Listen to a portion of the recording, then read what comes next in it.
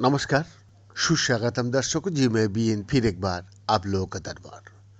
दर्शक, जल मार्गों में रोगाणुरोधी प्रतिरोध यानी एएमआर एक गंभीर खतरा प्रस्तुत करता है। यदि आमतौर पर इस्तेमाल की जाने वाली एंटीबायोटिक दवाओं को बेकार समझा जाता है तो मानव चिकित्सा और कृषि में दशकों की प्रगति को नुकसान पहुंचा सकता है।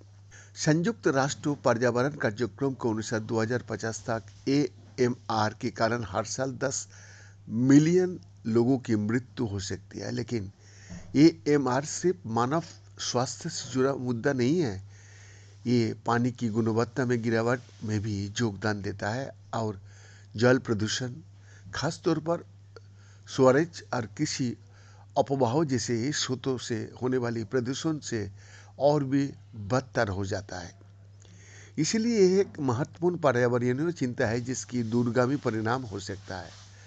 पानी में एएमआर को संबंधित करना चुनौतीपूर्ण है क्योंकि जल प्रणालियों जटिल है और उनमें कई अलग अलग प्रकार की प्रतिरोधी बैक्टीरिया हो सकता है। पानी में एएमआर की निगरानी के लिए कुशल, मानवीय और मापनीय, साथ में वैश्विक रूप से सुलभ तरीका का भी कमी के कारण इस बढ़ते खतरे को कम करना मुश्किल हो जाता है। शोधकर्ता बोल रहा है, मैंने हाल ही में सस्टेनेबल माइक्रोबायोलॉजी जर्नल में एक समीक्षा प्रकाशित किया है जिसमें एएमआर का पता लगाने की तरीके में प्रमुख रुझानों की पहचान किया गया है और महत्वपूर्ण अंतरालों पर प्रकाश डाला गया। दुनिया भर में नदियाँ, झीलें और अपशिष्ट जल प्रणालियों प्रतिरोधी सुपरम्बक और उनकी जीन के लिए जलाशय और मार्ग के रूप में कार्य करती है, जिससे एएमआर पारिस्थितिकी तंत्र में फैल जाता है, जिससे वन्यजीव, कृषि और मानव आबादी प्रभावित होती है। नदी का पानी के नमूना का सबसे अधिक अध्ययन किया जाने वाली स्रोत है, जो एएमआर से संबंधित स्रोत अध्ययन का 42% हिस्सा है। झीलों और अवशिष्ट जल सहित अन्य जल स्रोत भी प्रतिरोधी जीन फैलाने में महत्वपूर्ण भूमिका निभा सकता है, लेकिन विस्तृत विश्लेषण का बिना गलत समझ जाएगा।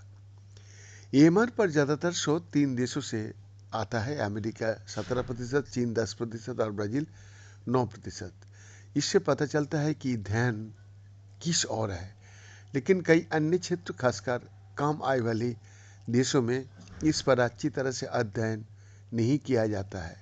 ये चिंताजनक है क्योंकि इन क्षेत्रों में एएमआर और भी गंभीर हो सकता है, फिर भी डेटा की कमी है।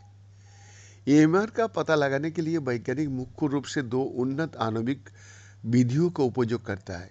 पॉलीमरेज चेन रिएक्शन पीसीआर 57% अध्ययनों में उपयोग किया जाता है और मेटाजेनोमिक्स 27%, साथ ही पारंपरिक संबंधित आधारित विधियां जिनमें प्रयोगशाला में बैक्टीरिया को विकसित करना शामिल है।